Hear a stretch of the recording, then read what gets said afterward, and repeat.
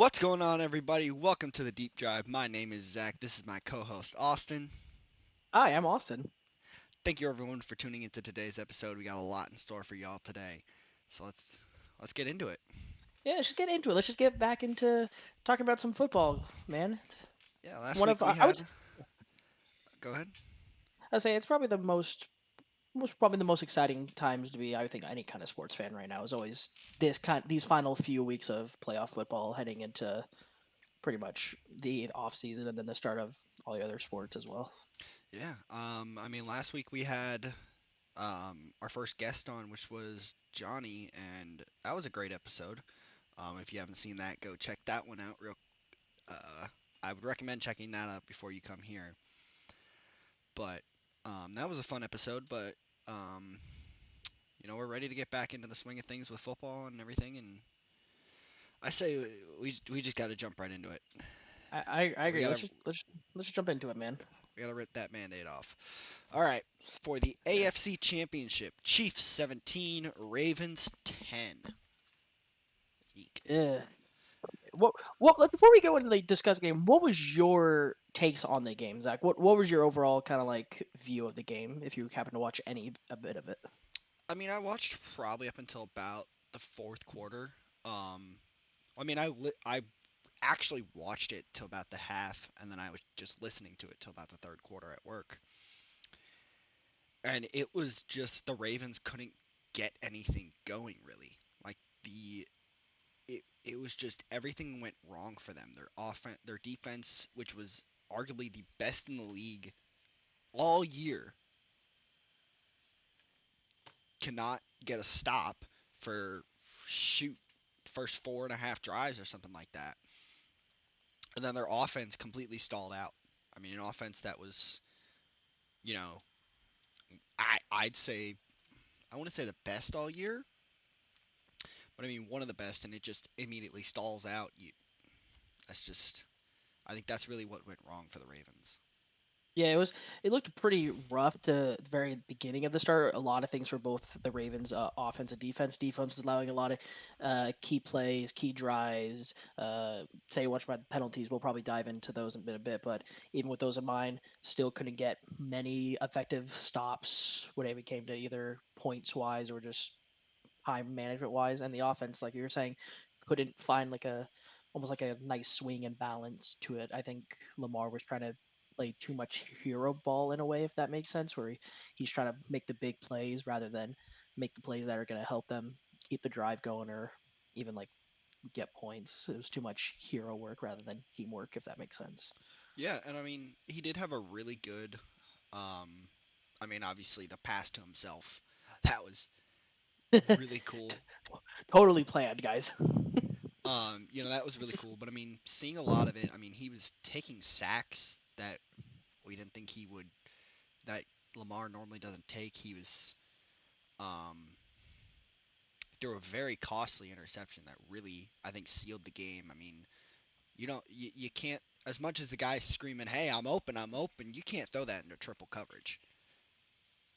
But I mean, I think the way the game, penalties aside, everything you want to take aside, I think the part that screwed them on the game was the Zay Flowers taunting and obviously his touchdown play where the ball got knocked out. The fumble that he had in the end zone was probably the worst. The part that I think just sealed the game. Um, he taunts him.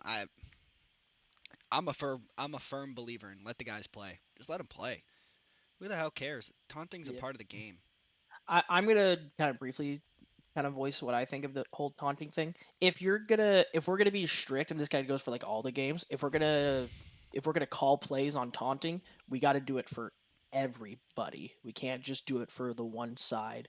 Because there's been even like if you go look at that game, the whole Zay Flowers taunt. If you want to call that like taunting and throw a flag on it, that's fine.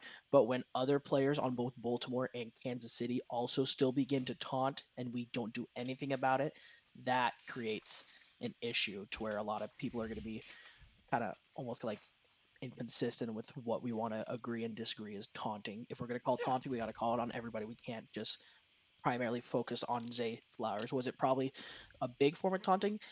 Probably, yes, but you don't. It's one of those things where it's the same thing where if we're gonna allow it, allow it. Don't just Yeah. solo out anybody in that situation. I mean, there was a point in the game where there was another taunting, something like that on one of the players that it was Kyle Van Noy that Travis Kelsey should have gotten called on instead because he was the one that was initiating everything. But I mean, like I say, let the kids play. But I mean, if you're gonna make a call like that, make another call to even it out. If like Not even to if even if it they would have out. given them the Travis Kelsey call, then okay, I can see this one being okay. Like they both had a taunting call, you know, whatever. But I mean, like I said, like you said, you gotta call it on both sides of the ball. Yeah, if not, then it really kind of leaves a sour taste to not only like the fans but also the sometimes even the players to where they kind of get from the get go that they might have the feeling that they're being like soloed out and like targeted, whether that might not be the case or not. It's not a good thing for the people watching to realize. It's like, wow, they're really kind of like, I think it was quite obvious, even if you are a Chiefs fan, that the Ravens got kind of hosed with some calls. Some calls were much deserved, but for stuff like that and for it to not happen back to the Chiefs when they've done similar or as the exact same things that game, it kind of makes you wonder almost like if there was something going on. But we like to hopefully think that it's not the case because nobody ever wants to think about that when it comes to like sports or stuff like that. We don't like the idea of it being scripted, no matter how many times they joke about it online and everything like that. Um, and yeah, I mean, like I said, just things just went wrong for the Ravens at every point. It was very, very like harsh to start, but I will give the Ravens defense credit. Something sparked with them in the second half, and they did, I would say, the absolute best thing they could have done, and they shut the Chiefs out from any kind of points throughout the second half, which by itself is hard, especially when you take a fact of what the Chiefs' offense is and how strong they are. So being able to put a zero up on them for two straight quarters after half, that's amazing, and that would kind of get you the idea that the Ravens are you going to come back and make this close or even potentially win this. But then you look back and see that only 3 points were scored at all during that second half, which kind of ends up Racist. balancing. It does kind of like end it in a very like awkward and kind of like defeating way, but it's just one of those things where only one side of the team woke up at half while the other kind of was still either not awake or refused to Yeah. do anything in a way. And back on the point with the penalties and stuff. I didn't really see them a lot, but from what I read online, a lot of people were saying like there was a lot of missed pass interference calls that the Chiefs should have had. But I mean, like I said, would those have changed the game? You never know. Um, Looking at some player stats, Mahomes, I mean, he was damn near perfect in terms of his passing. 30 for 39, 241 yards and a touchdown, allowed along with 15 yards on the ground on 6 rushes. I mean, when it as much as, and I'll say this, I'm not a big fan of Patrick Mahomes. Um, but I mean, say what you want about him. The guy played incredible that game. He was damn near perfect. Couple questionable throws I gave him, but I mean, besides that, he was on one. And then Travis, I mean, when you got Kelsey and him going together like that, I mean, it's kind of hard when Travis Kelsey to win a game when Travis Kelsey's catching 11 balls for 116 yards and a touchdown. It's very impressive, and it's something that the Chiefs desperately wanted to happen heading into playoff football because Travis was coming off probably not, and he even probably said so himself, probably not the greatest stretch of football that he's been in a while. So having this, like almost kind of like fluent unity between both Patrick and Travis heading into playoff football, which is a big time for these two and lots of this Chiefs team, it's a very nice like home like almost welcoming in a way to be like, yeah, Travis is back, he's doing this, he's averaging 10 and a half yards per carry, so he's pretty much any catch he makes is going to be a free first down in a way, which is something that Chiefs fans and the whole Chiefs team is very thankful and glad is back because that's been a big factor of their success so far in these playoffs 100%. Um, yeah, and I mean, I think even Travis was saying he was not playing the best up until about this point. But I mean, it's something about playoff football that turns something on in these people's brains that they just turn into gods. It happened with Tom Brady. It would happen with Edelman. That entire New England team. They could be one of the worst teams in the league, or not one of the worst teams, but one of the worst teams in the playoffs, and they'll still find their way in the Super Bowl, winning. Yeah, a lot of players, and this goes for all sports that you do. Even if they don't play the best in the regular season, once those bright lights come on, when the big crowd starts showing up, people just like live and breathe to play in these big situations, and they capitalize on it. Look Joe at any Burrow. yeah, say look at any sport, even including football and others. You can find the people that are like, when it comes time for big playoffs and like the big like matchups and everything, this guy or these people are the ones that always elevate their game another level up every single time. And I'll say probably the most famous one is Randy Rosarena from the Rays. I mean, that guy, World Series, in the World Series, in the postseason, in the World Baseball Classic, the guy's prime Barry Bonds. He quite literally lives for the big shining bright moments when all the fans, all like the trophies. He plays and like breathes for these kind of clutch situations. 100%. And I mean, like I said, Joe Burrow is one of those guys that when it comes time for playoffs, he's gonna start playing his best ball.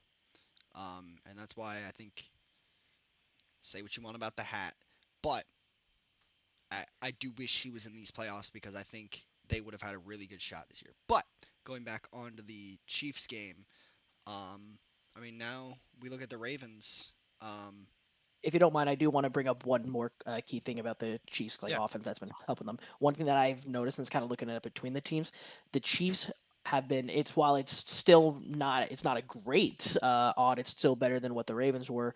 The significant increase in success and third down. Conversions that the Chiefs have had. Granted, 8 for 18 is nothing to be excited about, but compared to the Ravens' 3 and 11 success rate, it just proves that Kansas City was more almost comfortable and successful when it comes to these critical third and potential out scenarios to keep driving the line and hopefully get them points and everything in this low scoring affair. Stuff like that has been probably a huge beneficial, these crucial clutch plays and third quarters, especially being in Baltimore where the crowd is definitely going to be doing everything it takes to get Patrick Mahomes off his game.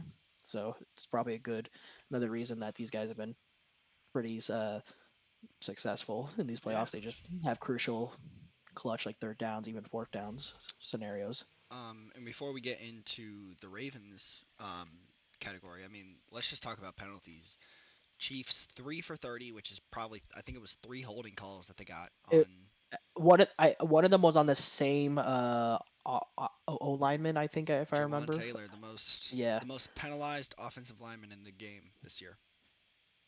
I mean, hey, even if some people might consider that either a good or a bad thing, but the fact of the matter is, if that dude's willing to get penalized to protect his quarterback, he's doing half the job in the battle right there. Granted, you don't want him to get called out on all this hold so much, but he's trying to prevent his QB from getting hurt and injured, which is something you want in an O lineman. Yeah, and I see where you're coming on with that. I mean, um, with him wanting to protect his quarterback and all that stuff, but you also got to look at this like those holding calls are going to cost you. You No, have yeah, if you have a 1st and 10, well, guess what? Now you're back to first and 20. Or if you got a third and 1 and you're about to go for the you get it. It's a 3rd and 1. Oh nope, go back 3rd and 11. yeah, that's what Those I'm are saying. Like it's one of those things where you want to take the pros of the pros that he's doing a good job of not like letting anybody stop him losing yards that way and potentially injure him, but at the same time it's going to cost you some yards or two if the refs are looking his way and everything. So it's one of the things where you're gonna see both ends of the stick, both the exactly. goods and bad. All right, looking at the Ravens stats. I mean, interesting. Lamar 20 for 37, 272 yards on the air, one touchdown, one interception, and he was also the team's leading rusher with 8 carries for 54 yards. That's what I don't get. I, Yeah, I was gonna say if we're gonna get into the rushing, I'll add my like almost like few like cents on it later. But yeah, one thing I thought was very interesting before we get into rushing, Lamar Jackson threw for more yards, which I thought was more interesting than Patrick. I mean, it's not by a whole lot, but it's also he only completed 20 like completed throws compared to Patrick's 30. 30, So yeah. so it, I mean they did show a lot of aggressiveness towards the throwing, but yeah, I'll let you get started on the run thing, then I'll kind of One bring of, my take. I mean, Gus Edwards 3 for 20. Okay, 2 for 4, 3 for 3. Like when you're one of the best run teams in the National Football League, like the Ravens always are, um, your quarterback can't be leading with the rushing yards. That's especially in the playoffs. In the playoffs, the playoffs are really about who's going to get the run game going faster, who's going to get the run game, who's going to win in the rushing yards. And if you can win with the rushing yards, you're going to be pretty good because then you can control the game. Yeah, it really all comes down to rushing. Everyone says like defense wins games, and I'm 100% agree with that. Running strategizes your offense a lot more. Especially, I wasn't even fully focusing on the yards wise. The fact that if your name is not Lamar Jackson, you guys only ran the ball 8 times for being a known rush heavy offense against Kansas City's defense, who wasn't great stopping the run, but they weren't like way like below towards the end of the league. So kind of like almost like I would say average, even kind of like in that middle ground.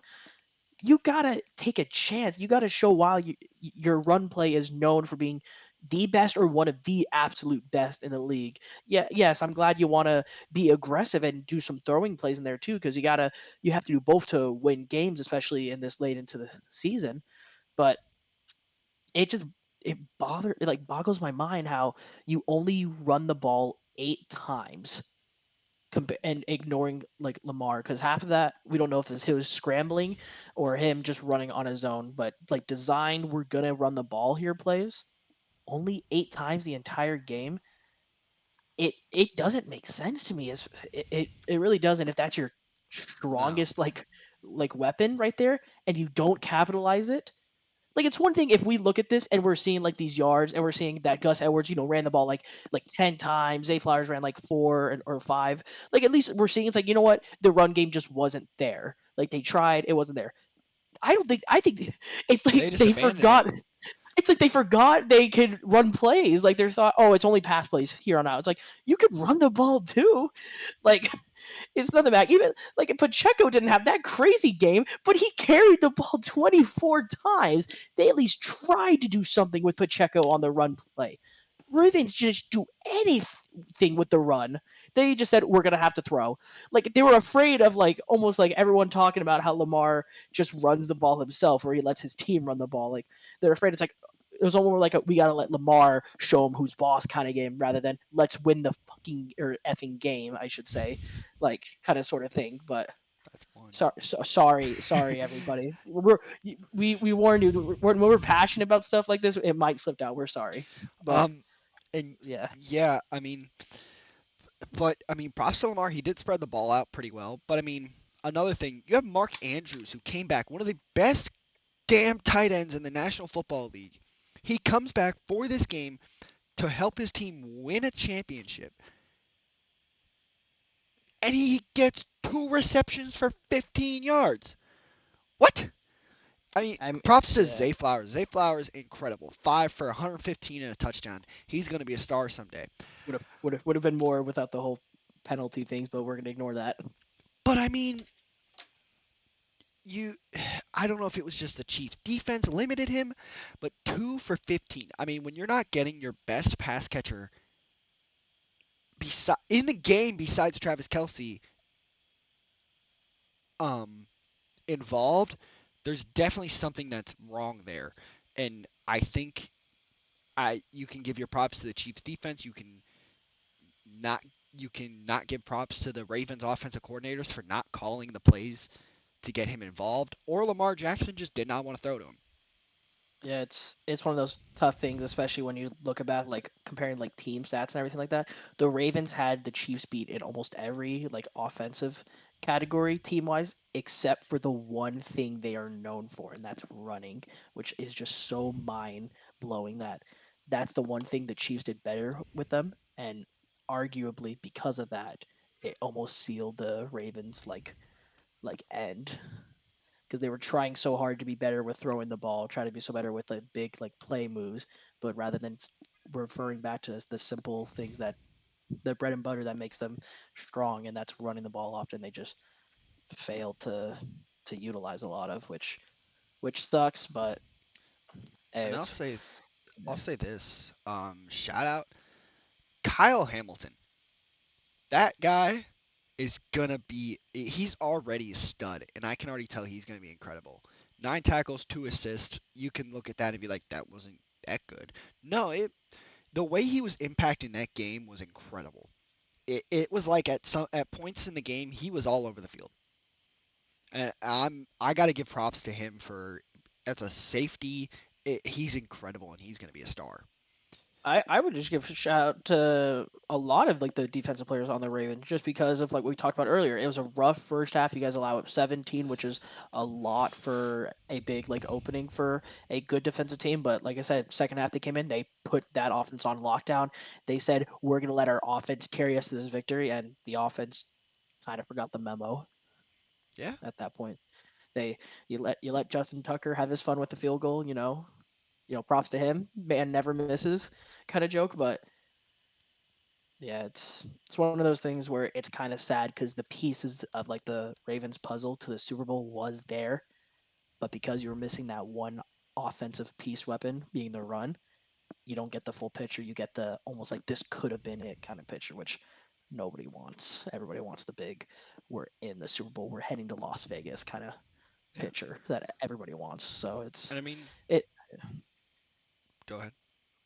it's just it's a lot it's like that for a lot of teams where everyone almost like dreams about like if everything like works, it's perfect, especially when your strength is the offense or the defense. And if one of them basically plays up to standard or even better, you always get that, oh my god, we're gonna do this, we're gonna do this. And that's what even I as a fan was thinking, like going into this second half, and I'm seeing with only like 7 minutes left of the game, and I realize, wow, the Ravens are shutting down the Chiefs offense. They could do this probably. They like a touchdown just ties it. They could I can definitely see them maybe getting a big score right here, potentially another.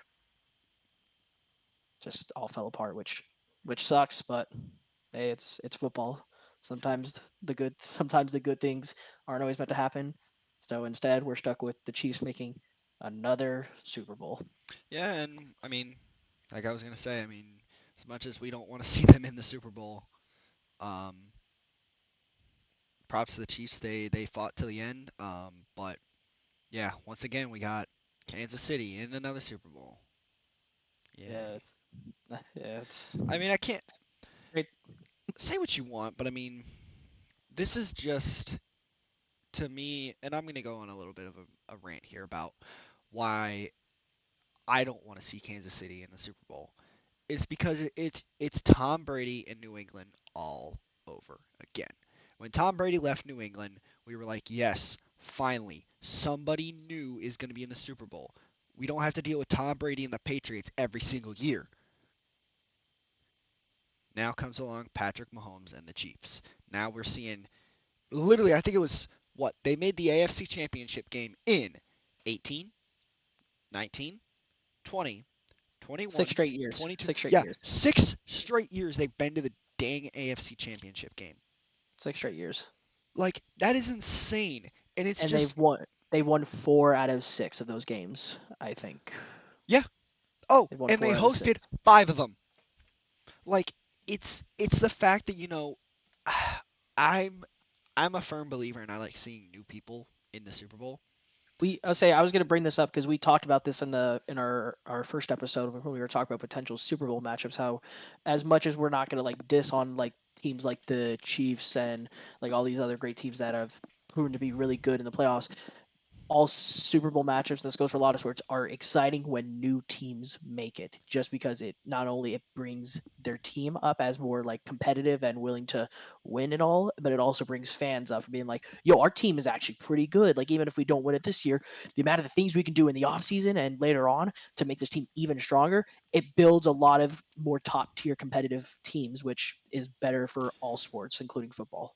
And that's why in 2021, the Bengals Rams, that was my favorite Super Bowl to date because it was a fresh relief from Tom Brady, Patrick Mahomes, Chiefs, Patriots.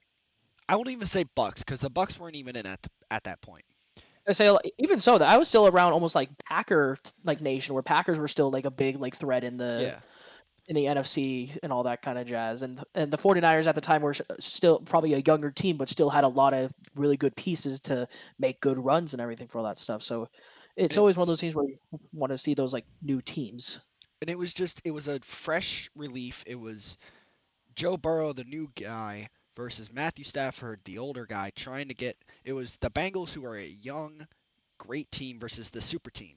Obviously, the super team came out in the end, and but like I said, it was more of a refresher. It was something different, and it was so cool watching somebody different in the game, not named the Chiefs or the Patriots Patriots. kind of.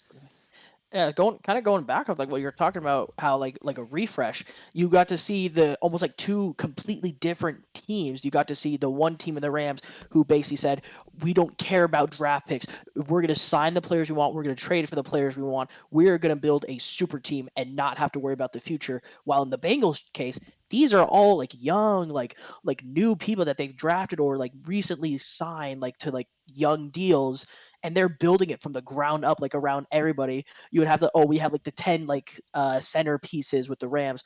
Bengals, they had like three like big like rookie named guys that were like, yo, if these guys all play well, these guys are gonna be a threat to the entire like side of football. And that's why I think it made for such an exciting Super Bowl. You had the spend all money team versus the young upcoming like kids and rookies, and it still ended up being a very entertaining and really close I think it matchup, I would was say. 3 points separated that game. And obviously, there was just like every Super Bowl. Say what you want. There was questionable calls in that game, just like there's going to be questionable calls in this next week's game, and there's going to be questionable call. There was questionable calls last year. There's questionable calls in every single Super Bowl. Welcome to football. Every game is going to have at least one questionable Okay. call. It's just Like I said, always how it is. there was the holding call last year on C.J. Gardner Johnson, that on Juju Smith-Schuster, that oh I tugged your little Dorothy, um like that wasn't a holding call. There was a couple. There might have been like a pass interference, something call on in the Rams game that gave Cooper Cup a touchdown to seal the game. I can't remember any in the Bucks game because I think the Bucks just dominated the Chiefs so It, badly. it, it was yeah. With I'm trying to think of that one. Another one that wasn't really like a holding call, but going back to like to the Rams one, I have to remember who the players are. But it was the one where uh, it was one of the receivers on the Bengals, and you basically was like he almost like twisted the helmet off like the Rams like defender during that play. Oh Before yeah, catching yeah, up, yeah, and they didn't call it offensive pass they interference. they just said it's like yeah, cool touchdown, and it was like one of those like blatant obvious like Oh, it kind of was sort of T things. Higgins. T Higgins to T Jalen Higgins. Ramsey. He kind of like as he's coming down, he kind of like rips his face mask off, and I think like Higgins had already had the ball at that point, No, and the he ball had was in the air. The ball was in the air oh before. yeah. The ball was in the air before that happened. So I mean, like I So said, like, it so happens. These plays happen. It's just that's what one of those football where I is. can say like, okay, well you had that call that didn't get called, and then you had the call that got called on the Bengals later in the game.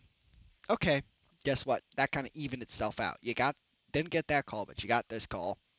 All right, but I mean, that's why I'm a firm believer in. I didn't want to see the Chiefs again because I just want to see somebody. I personally wanted the Bills and the Lions to make it because it would have been a brand new team getting their the team that won would have got their first Super Bowl, and I think that I would have think been I cool. I think originally I was on the Bills 49ers deal just because I really like the 49ers streak, but I think last week I even talked about how I kind of wanted the Lions to take it last second just because I like the young team fighting for not only their first like big like season and like God knows how long, but like they said, their first Super Bowl. But yeah, we'll get into that in a wee bit. And by wee bit, I mean like now. What were your takes on that game, Zach? Yeah, Lions 49ers. Definitely more offensive heavy compared to the yeah. previous game for sure. 49ers 34, Lions 31. Uh, Dan Campbell choke job. That's all I can say. I would even say I'm not even going to talk about choke job right now. When I saw this score, I felt almost kind of like wow, we got this kind of like offensive like heavy game during the championship because now in the back of my mind I'm thinking when we get to the Super Bowl now, it's going to be such a I'm hoping it's not just one because everybody loves good offensive plays in the Super Bowl. If we get something close to this, I'm happy. If we get something so close to like the Ravens game, it's going to be one of those things where nobody's going to talk about kind of like Super Yeah. Bowls. So And I mean, it's yeah. looking at this, I mean, Detroit 24/7 going into the half. I watched 95% of this game. 24/7 going into half. Um, everything was going right for Detroit. They had the run game. The first drive of the game, they went out and scored in 3 plays. Run with David That Montgomery, run with David I'll Montgomery. say that I'll say that insane play with was it Jameer Gibbs at the beginning of the game? No, it was The whole Jamison was it? Williams. Oh, Jameson Williams. My mistake. It was Jameson Williams. Like you came up open and you do almost like a double handoff or whatever, or a fake Double into the reverse handoff. into a The handoff, getting him around, and then he scores, and I'm like, oh boy, we got a Yeah, I game. saw that. I saw that. I'm like, oh, like kind of like bringing back the thing. Oh, they're swinging and then they're biting them kneecaps early, kind of sort of thing. But but like we said later on, uh, yes, a lot of it was questionable calls by Dan, but still at the end of the day, if your defense gives up 27 points in the second half, it's gonna end disaster Yeah, I for mean, for both sides. say what you want. I mean, there was two calls. I mean, there was 2 times that he should have. The first fourth down, I'm like, okay, you know what? Dan Campbell's aggressive. He likes being aggressive. Go for it. Whatever. The second one, I'm like, you're on the 28. You're already losing. Kick the field goal. Take the 3 points. Tie the game. It could help you in the long run. Here's what I'm gonna say. You were talking about how you said you like the aggressiveness, like on the first fourth down conversion. I kind of disagree, just because you're already ahead by 14. At that point, kick the field goal because then you're ahead by three scoring drives realistically. By playing it safe early, you're getting not only more in the mental head of the 49ers saying we're down by 3 scores, you're giving your defense more confidence being like, if we mess up on a huge play or so, we still have lots of breathing room. With you going for the fourth and missing it, it immediately goes to the defense being like, all right, cool, offense couldn't do it. We got to stop them now or else they're within like this much of tying it or even taking the lead. So I think going for it later on is kind of more of the crucial because that's like, well, if we don't, we're pretty much kind of screwed at the end. Going for the first one, I thought was a bit of like the really kind of thing, especially because you have faith in your kicker. Even though I think from what I'm hearing, a lot of Lions fans and were saying that how the kicker for the Lions hasn't been very consistent. But even so, you have to have trust in him in a big moment like that, or Yeah. else it's I just not mean, going to be good on that looking kind of at it like side. that, that was the game. I mean, if they would have kicked that field goal, um, he would have the game would have been tied technically going into this point, and at that point it would have been 34-34, and who knows what would have happened. The 49ers could have went down that field, scored, but the Lions kind of figured it out in that final drive. That final drive, going down the field trying to score, they kind of figured it out. And I think another mistake that Dan Campbell made was calling a run play, second and goal, run play with 40 seconds left, and then you got to call a timeout. It's like, damn. Like Yeah, that you got to get the onside kick or the game's over. pretty much. And It's always hard, especially when you get into those late ends of the game where if you get a touchdown here, you have to get the onside kick. So obviously doing whatever you can to score. So it's always difficult to get in that situation. But I see where it's up. It might be safe to try to do some kind of quick pass and run rather than the run because that will a run will automatically keep your clock going, but at least with a pass, you could maybe try to prevent it from draining. But again, it's one of those things where they're looking at their big, like almost kind of like run heavy weapons in both Montgomery and Jameer Gibbs. Like obviously in those situations, if they're having great games, try to utilize them kind of the same way 49ers do on goal lines with Christian McCaffrey. But but yeah, it's one of the things where it's very difficult to where yeah, if it doesn't work, you have to waste your time out and you still have to recover the onside kick. So yeah, it's definitely some questionable stuff, but I wouldn't say it's like a terrible move in that Looking situation. at the stats here, I mean they were pretty much even on a lot of things. Um, Total yards 442 to 413, passing yards 260 to 258, rushing yards they definitely had it, and then yards per play 6.1 to 6.3. The teams were almost near identical with each other, which is Identical on third down efficiency, 6 for yeah, 12 for each. Um, and looking at this, Jared Goff 25 for 41, 273 and a touchdown. Not bad. Not incredible, but not bad. And then you had David Montgomery and Jameer Gibbs. David Montgomery, I mean, he's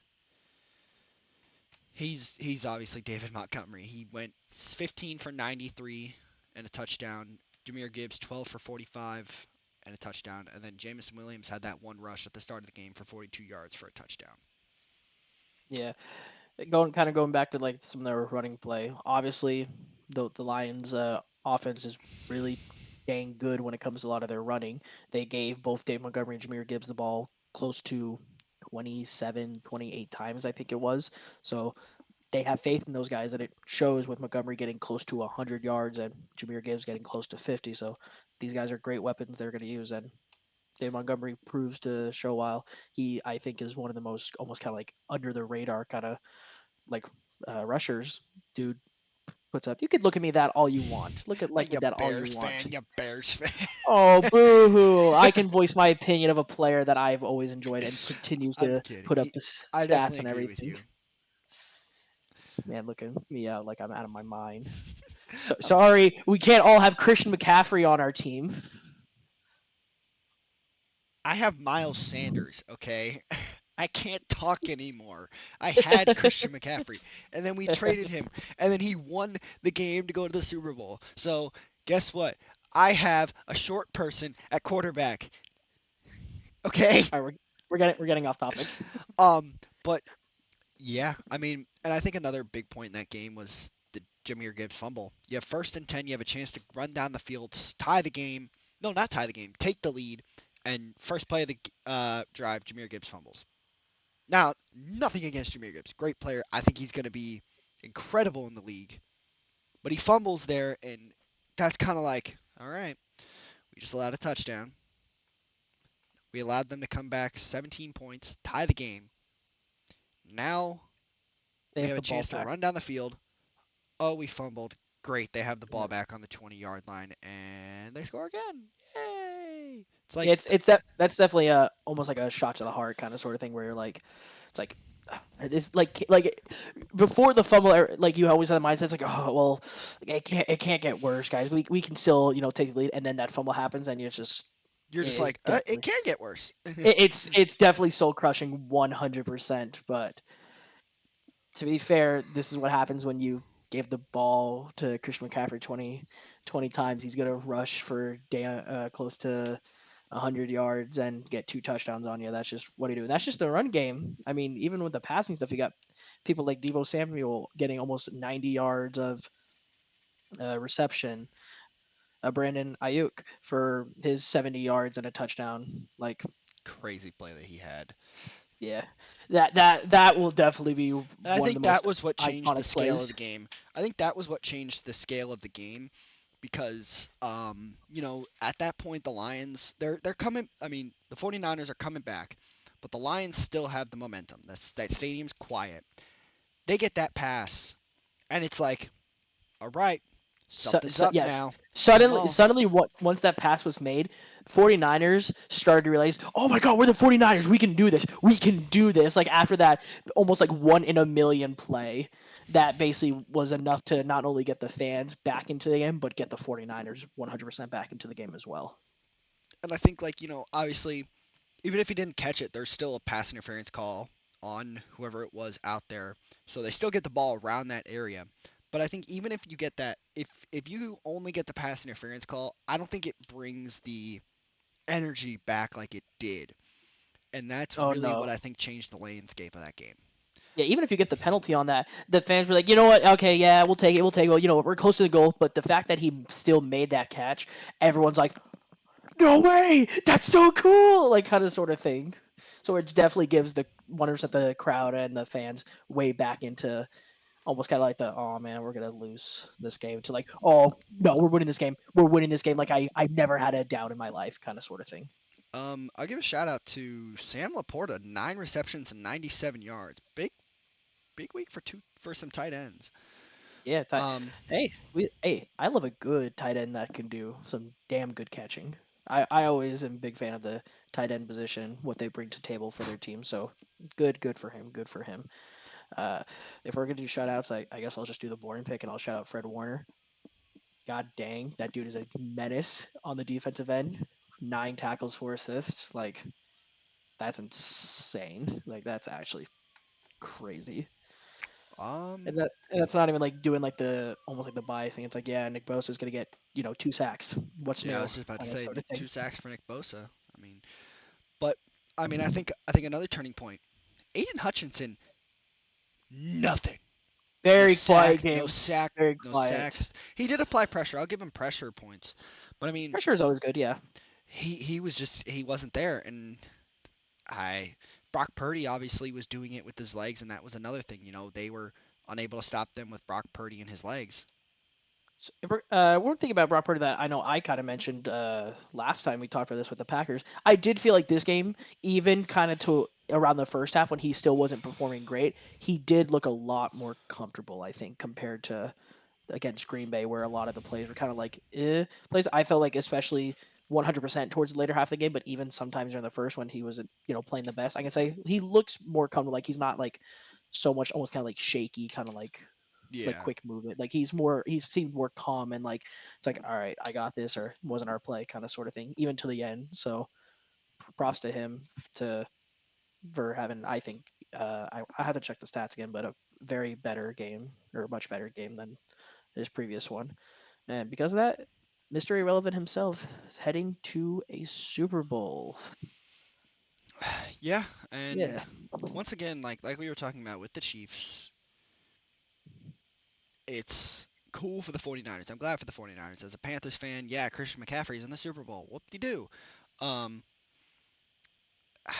it's just a fact that we wanted to see. I think this was for the fans of the NFL, this was the worst possible Super Bowl matchup we could have gotten in terms of who people wanted to see. I think like if you would have given a bracket, if you would have made a bracket or a poll of all the super at the start of the playoffs of all the Super Bowl matchups that we could have gotten, I think that was probably number like the least voted of what you wanted to see. Yes, but like as we see it, we will be getting a rematch of Super Bowl 54. So Yeah, whether people like it or not, it's what we got to deal with right now. maybe And the for Niners come out on top this time, or I say for especially for a lot of fans, definitely are that are on the we don't want to see Kansas City win anymore. Brock Purdy and the 49ers come down to being their last hope, pretty much, of letting Kansas City walk away with potential back-to-back Super Bowl victories. yeah, and I mean, like I said, Brock Purdy, if you're out there, save us, Brock Purdy. Without Christian McCaffrey in there too for being able to play in his very first Super Bowl, that's always gonna be very exciting. I'll Why'd we applaud. trade him away? We didn't even get a first round pick, and we traded him away. Yeah,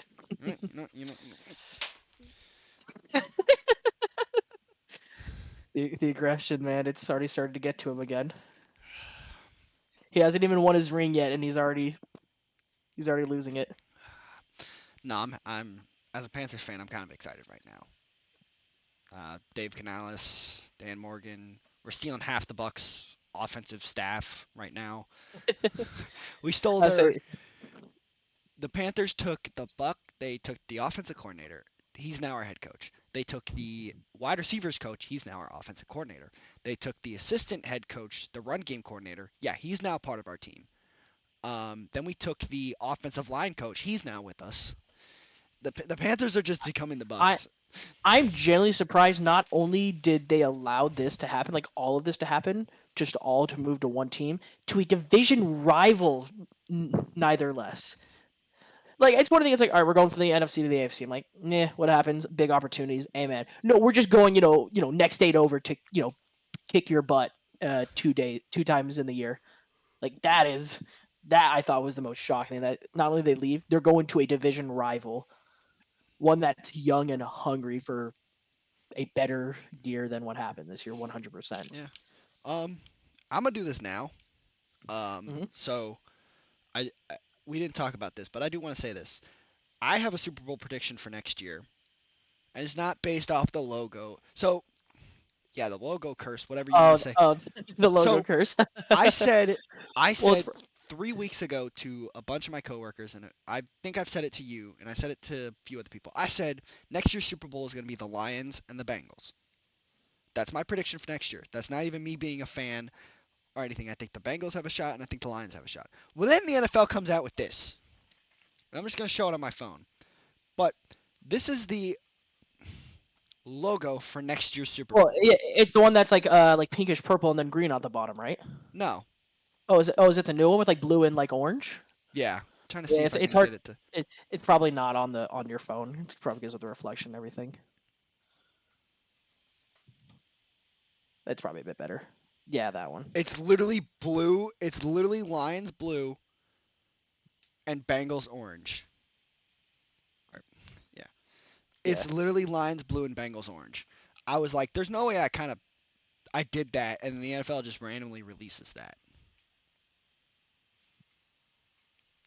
I might Yeah. I might be I might be I might have to make a bet on the Super Bowl when I turn 21.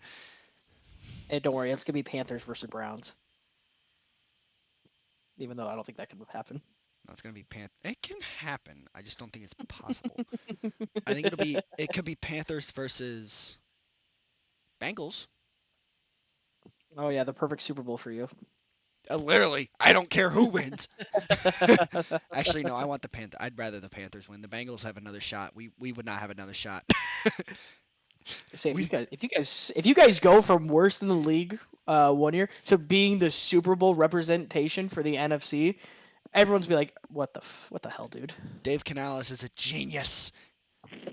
But Bucks secretly wanting to actually stop everything they're doing. Todd, the Buccaneers. Yeah, pretty much. That's pretty much what they're going to be thinking of. As you just slowly see a shotgun coming out of frame to them, it's like they're like, we're gonna do it.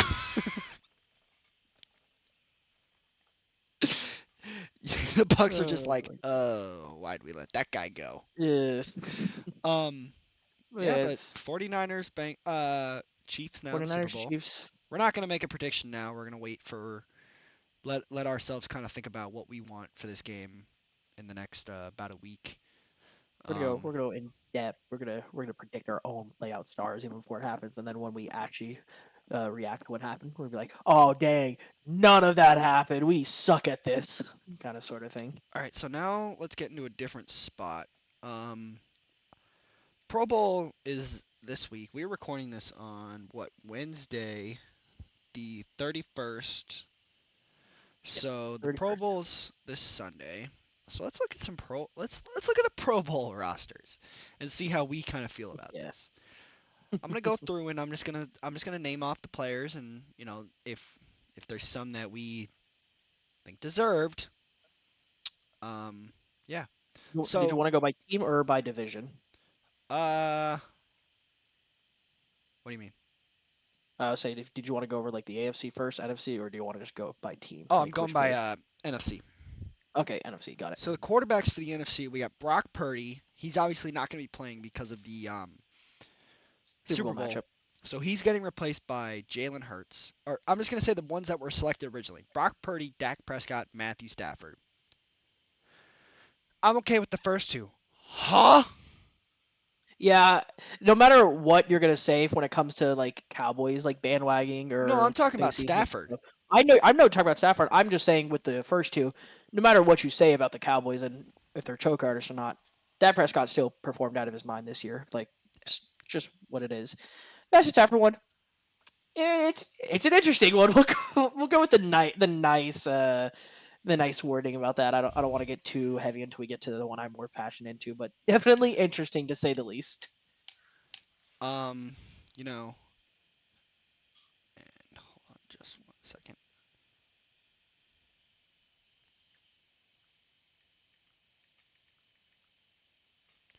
All right. The players replacing, we had Jalen Hurts replacing Purdy. I I don't agree with that one really. I don't really think Hurts should be in the Super Bowl. The Pro Bowl, Super Bowl, Pro Bowl, Zach, Pro Bowl.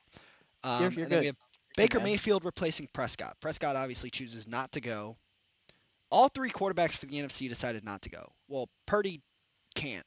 Well, one of them Prescott, doesn't have a choice, Zach. yeah, Purdy can't. Stafford and Prescott decided not And to go. So Baker replaces Prescott, which I think is deserved. And then here's just a weird one. Geno Smith replaces Stafford. so for y'all to know, the three that would be representing the NFC quarterback wise are Jalen Hurts, Baker, and Geno. So that's the three the NFC is rocking with. Two of them I can understand. The Geno one, I'm still kind of spinning my heads a bit. Like, I'm not saying he had a bad year. Looking at what he's done this year, it's nothing bad. Like, I wouldn't be like, oh, this is so like absurd. Why is he here? Kind of sort of thing. Like, I can, I can kind of see it, but kind of just makes you feel like if this was kind of either like a last second decision or if they just almost like picked a random name in the hat. Yeah. Going to the running backs from the NFC, McCaffrey, Swift, DeAndre Swift, and Kyron Williams from the Rams. So 49ers, Eagles, Rams are the teams. Uh, McCaffrey obviously is not able to go because he's on the Super Bowl team. Jahmyr Gibbs replaces Christian McCaffrey. I I got no problems with those four players. I think they Yeah, all deserved to go. the running back one I actually see a lot of, and I can understand fully why everyone's in it. I think all four of them, even with McCaffrey being out, 100% make a good case and deserve to be a Pro Bowl. 100%. I can agree with this one. So, surprisingly, I agree with the rest of us. Isn't that a surprise? Um, Fullback Kyle Juszczyk. Yes. I mean, that man's just automatic Pro Bowl. That man walks on the field Pro Bowl. he's good. There's not much Um, else can say about him. He's pretty good. the original four wide receivers for the NFC: CeeDee Lamb, AJ Brown, Mike Evans, Puka Nacua. Those four, I can honestly agree with all of them. AJ Brown's hurt, so he's getting replaced by Amon or St. Brown, who I think should have been in the Pro Bowl. This man was named All Pro, and he didn't make the Pro Bowl. If you're an All Pro, first team All Pro, you should be in the Pro Bowl. I'm with that 100%. He's I'm surprised that he wasn't in the initial first wave of four.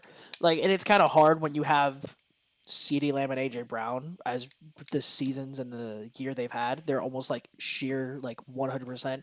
These guys are making it no matter what kind of sort of thing. So it only does leave two rooms off him. Mike Evans, dude performs every year. So 100% I can future see. Carolina Panther. Um, but continuing.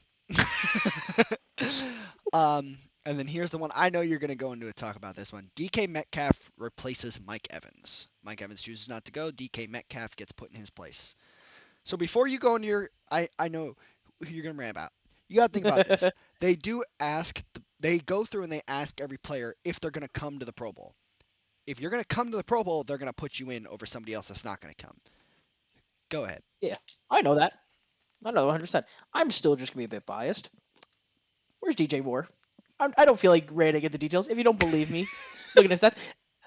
This is a more realistic than we're going to get Mike Evans in the offseason.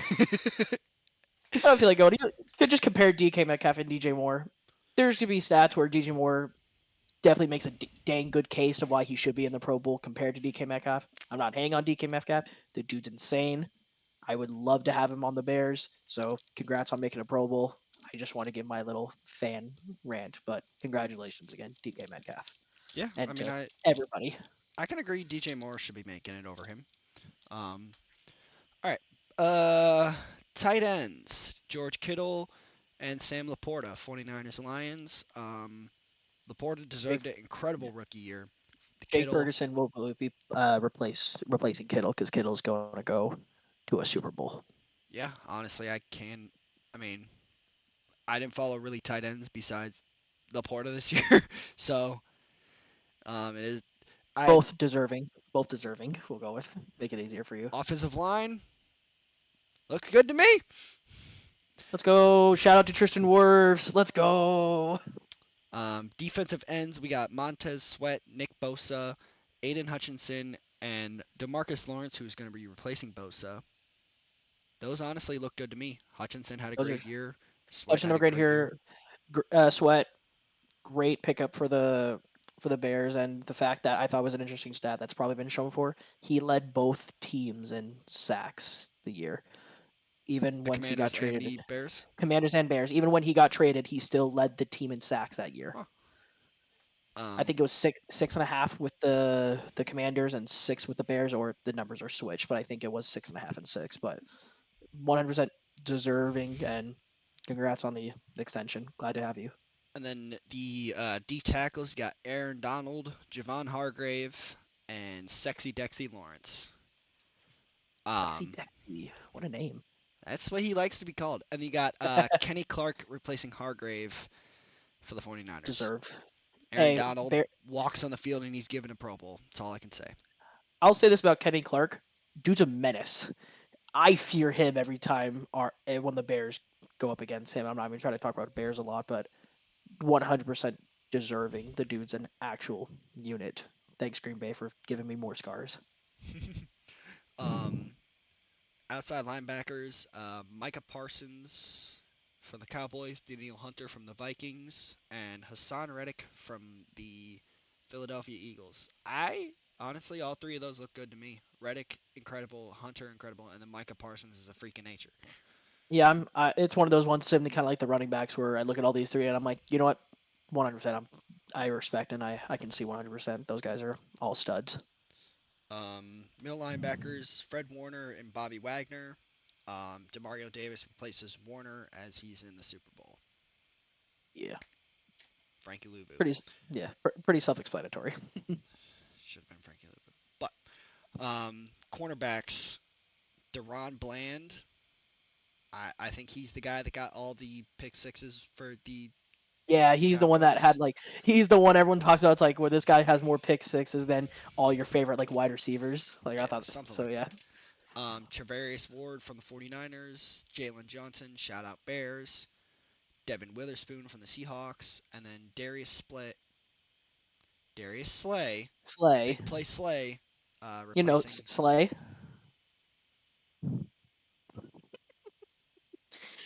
Darius Slay from the Philadelphia Eagles replacing Ward from the 49ers. Congratulations to our corners for making their Pro Bowl. Yeah, big play Slay makes it into the Pro Bowl. Pretty good for him. I've heard he does not being like called being Darius. He likes just calling being called Slay. Slay. Yeah. Slay. Um, free safety Jesse Bates. Cool. Um, strong safety Buda Baker and Julian Love from the Cardinals and the Buda, Seahawks. Buda Baker's insane, so 100% that makes Um, sense. shout out long snapper Andrew DePola or DePaula. I don't know. I'm butchering that name from the Minnesota Vikings. Long snappers. All right. Shifting over to the AFC side. The AFC time, baby. Um, quarterbacks for the AFC. We got Tua Tagovailoa, Lamar Jackson, and Patty Mahomes.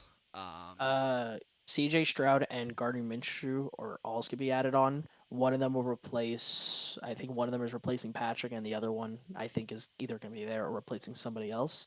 yeah, because they just say Speaking of replacing Gar, TVA. Yeah. Speaking of Gardner Minshew, Zach, what's your take on him making a Pro Bowl? Congrats to him, obviously, but what's your take on it? Congrats to him on making the Pro Bowl, but I mean, I think there was better quarterbacks that could have made it. Jake Browning from the Bengals, Can I say the obvious one? Just get it out of the way. Josh Allen. Literally, I mean, say what you want. I mean, Josh Allen should have been in the Pro Bowl, but um, yeah, I mean, besides, I mean, Stroud, Mahomes, Jackson, Tua, I can agree with all those four. Gardner Minshew, it reminds me of Tyler Huntley in the Pro Bowl last year. Are we just picking names out of a hat and saying you're in the Pro Bowl now? You're in That's the what Pro Bowl now. I feel like Joey, our little mascot friend, would be a much better quarterback than Gardner Minshew in the Pro Bowl. Like at this point, I'm gonna put in a request to have Joey in the Pro Bowl. You'll get a bigger pop, that's for sure. um, Running backs: Raheem Mostert from the Dolphins, James Cook, and Derrick Henry. I can Yeah, agree with all that. yeah, yeah. Running backs are honestly pretty simple and easy to make cases for Pro Bowls because 9 times out of 10 they either have killer seasons or they're just threats to where everyone's like, yeah, okay, cool. Wide receivers: Tyreek Hill, Amari Cooper, Keenan Allen, and Jamar Chase. All I can agree with. Chase, 7-Eleven, always open. Keenan Allen, stud. Amari Cooper, incredible. And Tyreek Hill, cheetah. Cheetah, cheetah. That's about all I can say about him. Tight ends: Travis Kelsey, shocker, and David Njoku. Evan Ingram replaces Kelsey from the Jaguars. Let's go, Engram. Let's go. Can appreciate that one. Offensive lineman, yeah, go offensive lineman. I don't know any of you. Let's go, offensive lineman.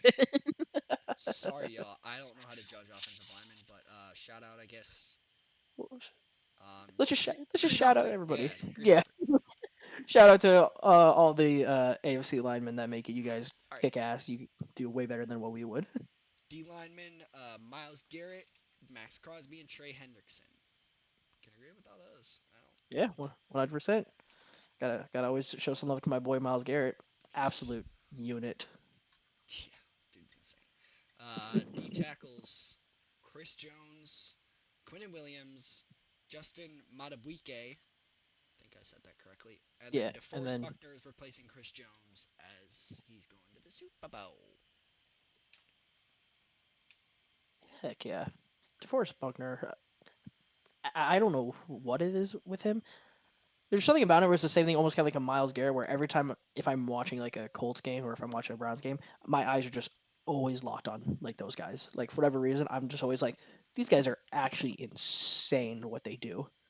And for whatever reason, even if they have a relatively quiet, like non-productive game, I'm always just looking at it to be like, God, I do not want to be in the O-line shoe or the quarterback shoes, and I just see him coming in the corner of my eye. That would actually strike fear in me. Outside linebackers: T.J. Watt, Khalil Mack, Josh Allen, and then Jermaine Johnson, who's replacing Khalil Mack. Josh Allen from the Jaguars.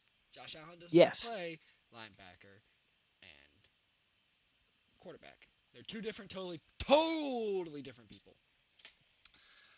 Um, I can agree with all those. Yeah, it's pretty. With outside linebackers, Middle you're gonna have your linebackers: top Ravens. threats. That's all you need to know. It's just the Ravens middle linebackers. Patrick Queen and then Roquan Smith. Sorry, Austin. Hey, it happens. Can't Cornerbacks: keep. Pat Sertain, Sauce Gardner, Jalen Ramsey, and Denzel Ward. Well, all those are pretty good. Pat Sertain, all incredible. all dang good corners, 100%. And then free safeties, we got Justin Simmons and Minka Fitzpatrick from the Broncos Kind and the Steelers. kind of the easy ones, but again, 100% And understanding. then strong safety, we Kyle talked about him Hamilton. earlier, Kyle Hamilton, incredible. And then obviously another one where it's just he walks on the field and he's a Pro Bowler, Justin Tucker. Tucker's insane, dude. Never miss, baby. All Never right. miss Tucky. Well, I think that's about it for today's episode. Yeah, so we covered up our thoughts on the Pro Bowl and our championship series games because all that's left is now it's pretty much Pro Bowl time if we watch it, and then Super Bowl time, baby. We're in the Yeah, final, quite literally the final stretch of football this year. yeah. Next week we'll have a lot to talk about. Well, Definitely, no, probably a bit no. The more. week after Oh, that, sorry. we'll have a lot to talk about because we'll not only have the Pro Bowl. I mean the Super Bowl, the NFL awards will come out too, so we can always talk about that and see like our thoughts on those ones. All those Um, kinds of stuff and everything for sure. yeah, but besides that, thank you all for coming out today, and watching us. Watching us ramble about sports and our bad takes of, you know, a lot of stuff we talk about here. But hey, that's what makes it interesting. Mike Evans will be a Carolina Panther. Um, you can clip that if you want, but I'm saying it right now. He's gonna be. But It's fine. yeah, thank you all for tuning in to today's episode of the Deep Drive. We appreciate y'all watching, and we will catch y'all next time. Peace, y'all. Take it easy. Take it easy, guys.